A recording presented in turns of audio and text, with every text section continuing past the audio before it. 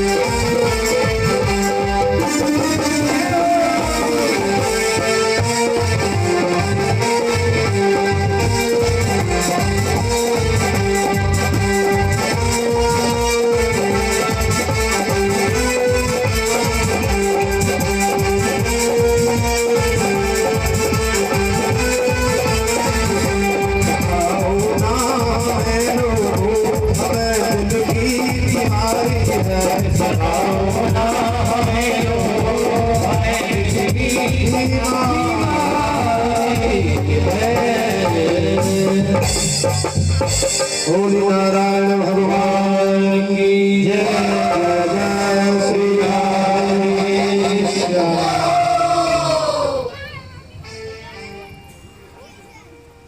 आयो विजयं जय रुद्रो मित्रपूर्वः सनत सनातन सनतनंदन च सनत कुमारः वैकुंठलोकं नारायणं दर्शनं च भगवानः। सुखदेव स्वामी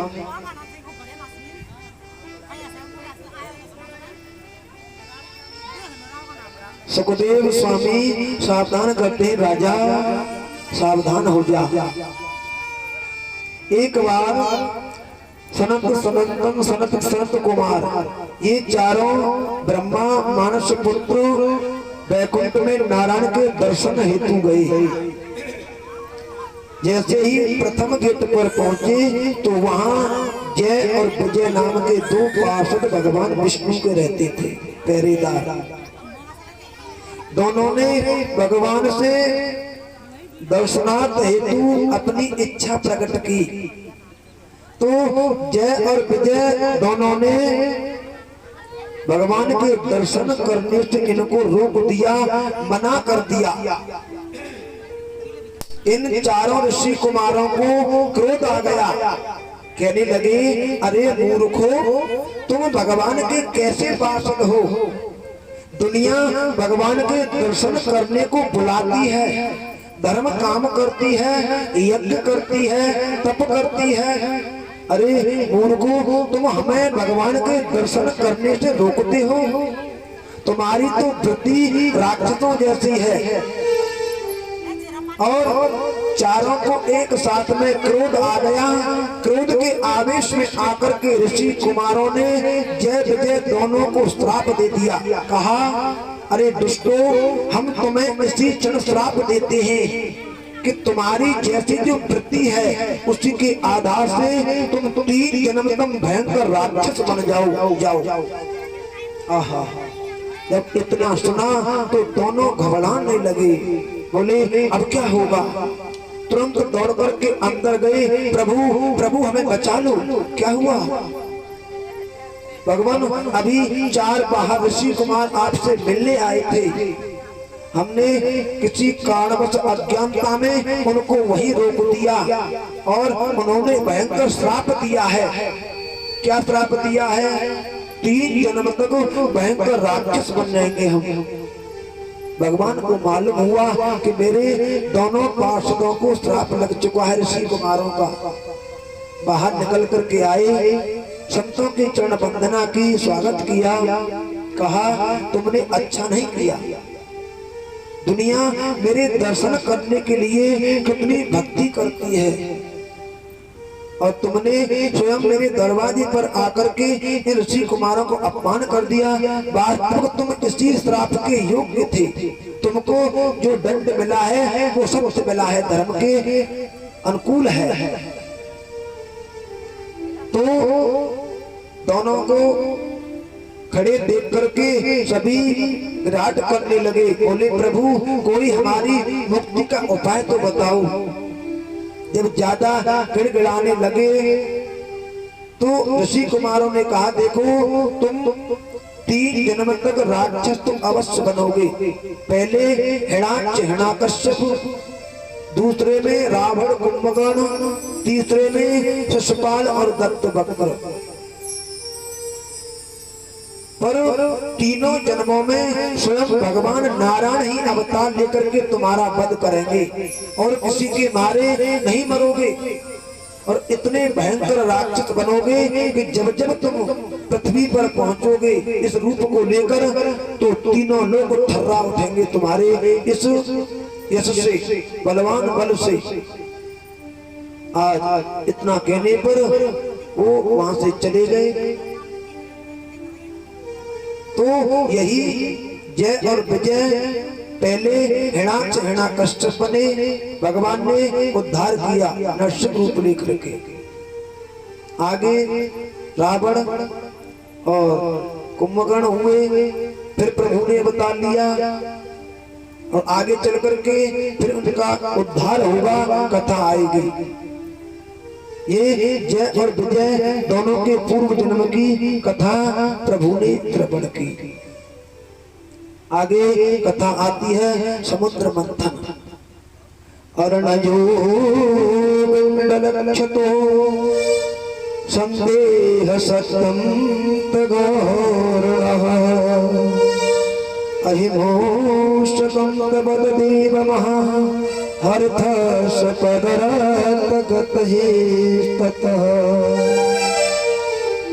एक बार संपूर्ण देवताओं को दैत्यों ने देवलोक से वंचित कर दिया।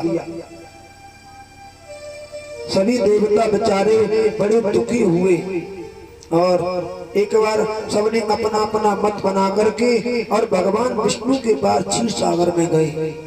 बोले प्रभु हमारी रक्षा करो, हमें अपने लोगों से दैत्यों ने वंचित कर दिया है।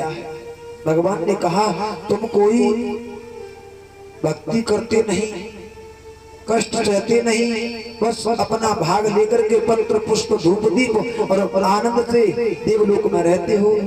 और दैत्य भक्ति करते हैं, मेहनत करते हैं, तब बड़ी बड़ी शक्तियां प्राप्त कर लेते हैं। नहीं प्रभु कोई तो उपाय करो। भगवान ने कहा आप ऐसा करो कि तुम दैत्यों से संधि कर लो और दैत्यों से संधि करके समुद्र का मंथन करो। जब समुद्र का मंथन होगा तो उसमें अमृत छिपा हुआ है, वो तुमको प्राप्त होगा और आप जब अमृत का पान कर लोगे तो फिर तुम कभी दैत्यों के जीतने में नहीं आ सकते, अजय अमर हो जाओगे। तो प्रभु समुद्र मंथन केवल हमारे बस की बात तो है नहीं, दोनों को करना होगा मिलकर के। तो प्रभु वो तो हमसे लड़ाई करते हैं, द्वेष मानते हैं, कैसे संधि करें? अपना कार्य सिद्ध करने के लिए दूसरे दुश्मन को भी समय पर मित्र बनाया जा सकता है, अगर हमारा कोई कार्य हल हो रहा हो तो भगवान ने कहा जैसे एक बार एक सर्प ने चूहा से संधि की, उसी प्रकार तुम दैत्यों से संधि करो। कैसे की? एक कोई सर्प था, पिटारी के अंदर बेचारा जंगल में सपेरे ने बंद कर लिया। अब खुले में रहने वाला सर्प पिटारी में जब बंद हो गया तो उसमें हुंकार भरने लगा, घबराहट निकल लगने लगा, तड़प रहा था। वहीं पास में एक चूहा का बिल था जंगल में। अब बहुत समय के बाद में अंदर से चूहा निकल करके बाहर घूमने के लिए आया, तो जैसे उसकी दृष्टि पिटारी पर पड़ी तो तुरंत अंदर बिल में उसने कहा सर्प है, खा जाएगा। चूहा का सर्प शत्रु होता ही है। अब सर्प को चूहा के ऊपर दृष्टि पड़ी, उसने कहा भैया, अरे चूहा भैया, तू अंदर क्यों घुस गया मुझे देख के? थोड़ा निकल के बाहर तो आ। क्या बात है कि एक बात करनी है बस। अब चूहा फिर सर्प के कहने से बाहर निकल करके आया और दूर खड़ा हो गया। बोला भैया बताओ क्या बात है? भैया देखो, मेरे मन में कुछ परिवर्तन आया है। क्या? कि मैं आज से तुमसे बैर भाव छोड़ते हुए और इस जंगल में मैं अकेला हूँ और तुम भी अकेले पड़े रहते हो बिल के अंदर, इसलिए हम दोनों मिलकर के रहना चाहते हैं। और मिलकर के तभी रह सकते हैं जब हम दोनों मित्र हो जाएं। हम दोनों मित्रता करना चाहते हैं। अब इतनी मीठी मीठी बात सुन करके सर्प की और चूहा मदमगन हो गया। उसने कहा भैया ऐसा तो नहीं तुम मुझे कहीं खा जाएगा? नहीं खाऊंगा, नहीं, मित्रता निभाऊंगा। पर वो दुष्ट कहाँ मित्रता निभा सकता है? स्वभाव ही उसका कैसा है। जैसे ही उसने मित्रता की, दोनों में आपस में वचन हो गए, तो फिर सर्प ने कहा भैया अब तुम जानते हो मित्र का धर्म क्या है? मित्र के प्रति बताओ कि मित्र का धर्म मित्र के प्रति ऐसा होता है कि कोई संकट आए तो मित्र उसकी सहायता करे एक दूसरे की। तो भैया क्या सहायता करूं? अरे तुमको दिख नहीं रहा मैं जंगल में रहने वाला पिटारी के अंदर बंद हूँ, मुझे यहाँ से मुक्त कर दो। अपने नुकीले दांतों से तुम इस पिटारी को काट दो। सर्प ने कहा भैया कहीं ऐसा तो नहीं कोई गड़बड़ हो जाए कि भैया मैं तेरी सौगंध खा के कहता हूँ कि मैं कोई गलत काम नहीं करूँगा। अब चूहा को विश्वास हो गया। जब चूहा को विश्वास हो गया तुरंत चूहा ने उस पिटारी को काट दिया और जैसे ही वो दुष्ट अंदर से बाहर निकला तुरंत लपक लिया चूहा को। क्यों? कई दिन से भूखा था। चूहा ने कहा भैया ये क्या कर रहे हो? अरे तुझे मालूम नहीं कई दिन से भूखा हूँ। तो भैया तुमने तो मेरी शपथ खाई थी। अरे पागल तू कितना भोला है, पिटारी के अंदर शपथ खाई थी और बाहर निकल के तुझे खा रहा हूँ। भगवान ने कहा इसी प्रकार तुम अपना कार्य सिद्ध करने के लिए दैत्यों को अपनी बातों में फंसा करके संधि कर लो। जब अमृत प्राप्त हो जाए उनसे अलग हो जाना। महाराज बात तो ठीक है। सभी देवता बड़े संकोच बस भय बस दैत्यों के पास जाते हैं और बोले भैया देखो हम तुम दोनों भाई भाई हैं, दोनों एक ही हैं, अलग नहीं हैं और हम दोनों बड़े प्रेम से रहना चाहते हैं। अब तुम हमसे द्वेष भाव छोड़ करके मित्रता कर लो और इस मित्रता से हम दोनों को बहुत बड़ा लाभ होगा। क्या होगा कि जब हम दोनों मित्रता करने के बाद समुद्र का मंथन करेंगे तो उसी समुद्र मंथन से ऐसा बताया है कि 14 रत्न प्राप्त होंगे। वो 14 रत्न बहुमूल्य हैं। उन्हीं 14 रत्नों में एक अमृत का कलश प्राप्त होगा और जिसको दोनों भाई भाई मान करके हम अमर हो जाएंगे सृष्टि में। दैत्यों ने कहा बात तो सही है। दोनों में मित्रता हुई। यहाँ से समुद्र मंथन प्रारंभ होने करने की योजना बनाई तो ऐसा बताते हैं कि मंदराचल पर्वत की रई बनाई गई समुद्र को मथने के लिए। बांसुर के नाग की नेति बनाई गई और एक तरफ देवता हैं, एक तरफ दैत्य हैं। समुद्र मंथन आरंभ हुआ। अब जैसे समुद्र मंथन आरंभ हुआ तो मंदराचल पर्वत अपने वेग में तेज था, तो उस पर जब थोड़ा वजन हुआ तो नीचे पृथ्वी में धंसने लगा। उसे देख करके सभी घबरा गए कि समुद्र मंथन अब नहीं हो सकता है। तुरंत यहाँ पर भगवान ने सोचा कि समुद्र मंथन अधूरा न रह जाए, तो यहाँ भगवान एक कछुआ का रूप लेकर के उसके नीचे लग जाते हैं। कश्यप को धारण किया भगवान ने। बोले कश्यप भगवान की। कछुआ बनकर के प्यारे गोविंद उस पर्वत के नीचे लग गए, समुद्र में जाकर के। समुद्र मंथन आरंभ हुआ। समुद्र मंथन चलता रहा। चलते चलते एक एक करके रत्न प्राप्त होते जाते हैं। पारिजात वृक्ष निकला, चंद्रमा निकला, विष्णुवा नाम का घोड़ा निकला, रंभा नाम अप्सरा निकली, इत्यादि प्रकार के उसमें लक्ष्मी भी प्रकट हुई थी, जिसको भगवान विष्णु ने ग्रहण किया था। कल्पवृक्ष का एक पेड़ निकला। ऐसे करके 14 रत्न प्राप्त हुए। अंत में 14वें स्थान पर तदबंती वैद्य वो धनवंतरी एक अमृत का कलश लेकर के प्रकट हो गया। जैसे धनवंतरी वैद्य को देखा, तुरंत दैत्यों ने समझ लिया कि यही अमृत का कलश है। अब दैत्य बलवान थे देवताओं से, तुरंत उस वैद्य के हाथ से उस कलश को छीना करके भाग गए। भगवान ने सोचा काम फिर सफल रह गया, सफल तो हुआ नहीं। देवताओं के हित में तो कुछ नहीं रहा, फिर तो ये वही दैत्य बलवान हो जाएंगे, अमर हो जाएंगे और काम बिगड़ जाएगा। तुरंत भगवान ने उसी समय पर देवता को विचलित देखा। देवताओं से कहा मैं जरूर आपके लिए कोई न कोई माध्यम बनूंगा। तो यहाँ पर भगवान ने एक मोहिनी रूप धारण किया। कहते नर से बन गई नारी। तो यहाँ स्वयं भगवान विष्णु एक सुंदर स्त्री का रूप लेकर के चले हैं। इतने सुंदर हैं कि संपूर्ण संसार को मोहते हैं। संपूर्ण संसार उनकी तरफ आकर्षित हो रहा है। बहुत सुंदर हैं। उनका नाम तभी तो मोहिनी है, संसार को मोह लेते हैं। चले जा रहे थे, आगे से दैत्य अमृत का कलश लेकर के भागे जा रहे थे। पीछे पीछे देवता जा रहे थे।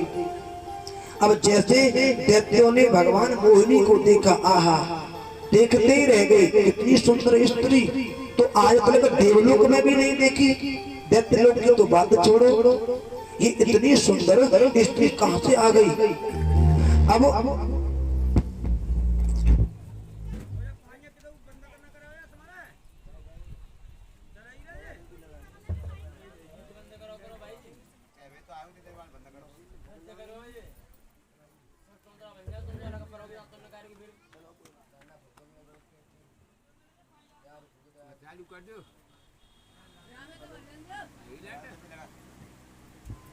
हेलो, बोले नारायण भगवान की। तो दैत्य अमृत के कलश को तो भूल गए कि हम क्या चीज लेकर के आए थे। उस मोहिनी भगवान की तरफ सभी निहारने लगे। बोले हे सुंदरी, हाँ हाँ कहो, कहाँ से आ रही हो, कहाँ के लिए जा रही हो।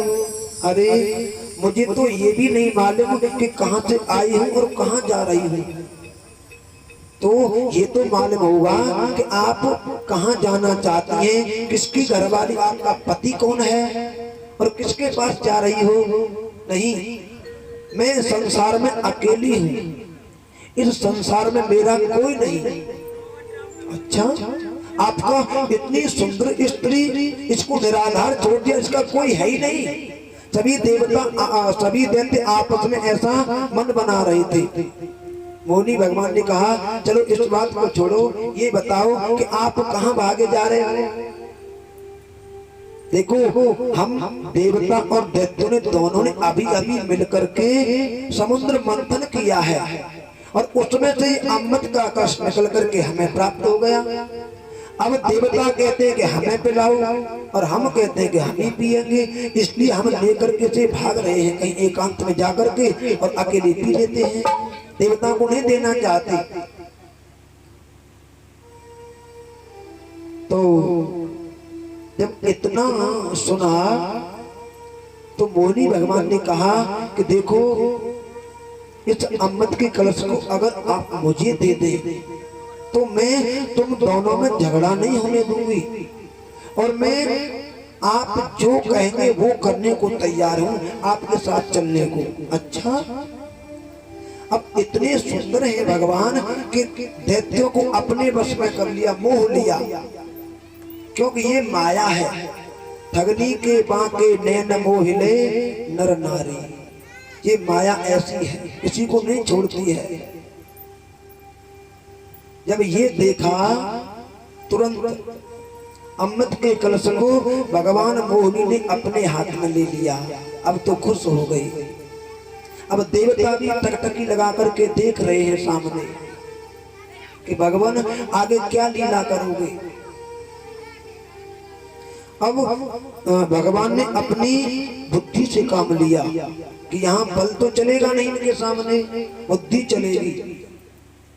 भगवान ने सभी दैत्यों को बुलाया और कान में जाकर के बोले, सुनो, कहो, देखो आप कहें तो मैं एक काम करूं, बताओ क्या करना चाहती हो। कि जो अमृत का कलश है ये काफी समय से समुद्र में पड़ा था और इसमें जो अमृत है बढ़िया वो नीचे जम गया है गाढ़ा गाढ़ा, और जो बेकार अमृत है हल्का वो ऊपर है। तो आपस में दोनों में झगड़ा भी नहीं होगा और मैं एक काम करती हूँ कि जो पतला अमृत है उसको थोड़ा थोड़ा देवताओं को दे देती हूँ पहले और बाद में फिर आपको पान करा देती हूँ। अब दैत्य ने कहा, भैया ये तो खूब बढ़िया मिली, ये तो हमारी पक्ष की बात कह रही है, ऐसा ही कराओ, झगड़ा भी होगा नहीं और अमृत भी हमें को प्राप्त हो जाएगा, दोनों काम हमारे हित के हैं। दैत्य ने कहा, आप ठीक कहते हो, ऐसा ही करो। तो दो पंक्ति बना दी, एक पंक्ति में दैत्य हैं और दूसरी में देवता हैं। तो पहले वादा के मुताबिक देवताओं को अमृत का पान कराने के लिए गोविंद आगे चले। सब अपनी अपनी अंजलि को लेकर के तैयार हैं। कहते, प्रभु इस खेल को जल्दी खेलो, अन्यथा कुछ फिर गड़बड़ भी हो सकता है, पीछे जल्दी करो। इधर में एक राहु नाम का दैत्य था, वो सूर्य और चंद्रमा दोनों के बीच में अपना भेष छिपा करके बैठ गया। वो बड़ा बाजीगर था, अपना स्वरूप बदलना जानता था, उसने लीला को पहचान ले, न जाने किधर क्या होगा। जैसे भगवान हरि अमृत सभी देवताओं की अंजलि में परोसते हुए जा रहे हैं धीरे धीरे करके, और सूर्य चंद्रमा दोनों के बीच में जो राहु बैठा था, जैसे उसकी अंजलि में अमृत डाला तो वो पान कर गया। तुरंत कहा, अरे प्रभु ये आपने क्या किया, ये तो दैत्य है। प्रभु ने उसी समय उसी क्षण अपने रूप में आकर के चक्र को ले लिया, चक्र को आदेश दिया, उसके शीश को धड़ से अलग कर दिया। जब उसके शीश को काट दिया तो तुरंत जैसे रक्त की बूंद पृथ्वी पर गिरी तो राहु से केतु उत्पन्न हो गया। देवता घबरा गए, प्रभु दैत्य वैसे भी ज्यादा हैं, वैसे भी हमसे ऊपर चल रहे हैं, तो अगर ऐसे आपने युद्ध किया तो हजारों राहु केतु बन जाएंगे, फिर जीतने में कभी नहीं आएंगे, बस यही विराम दो युद्ध को, आगे मत करना मारकाट। फिर भी अमृत देवताओं को पिलाने के बाद भी देवताओं को दैत्यों ने देवलोक से वंचित ही रखा, फिर भी देवलोक से वंचित कर दिया।